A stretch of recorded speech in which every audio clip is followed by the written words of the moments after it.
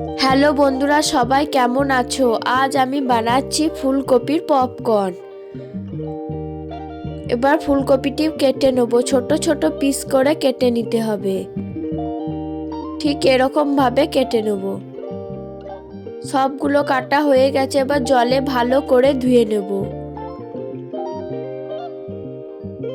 প্রথমে একটু লবণ দিয়ে দেবো, হলুদ গুঁড়ো, জিরে গুঁড়ো, লঙ্কা গুঁড়ো, গোলমরিচ গুঁড়ো, কর্নফ্লাওয়ার, গরম মশলা, chilli sauce, soya sauce, tomato sauce, ধনেপাতা দিয়ে ভালো করে মাখিয়ে নেব।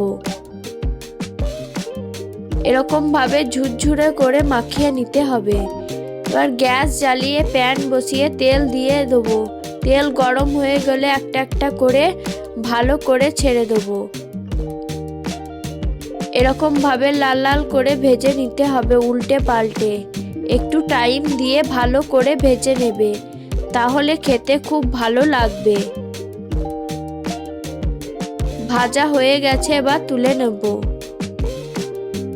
দেখো কত সুন্দর লাগছে, কত ক্রিস্পি হয়েছে।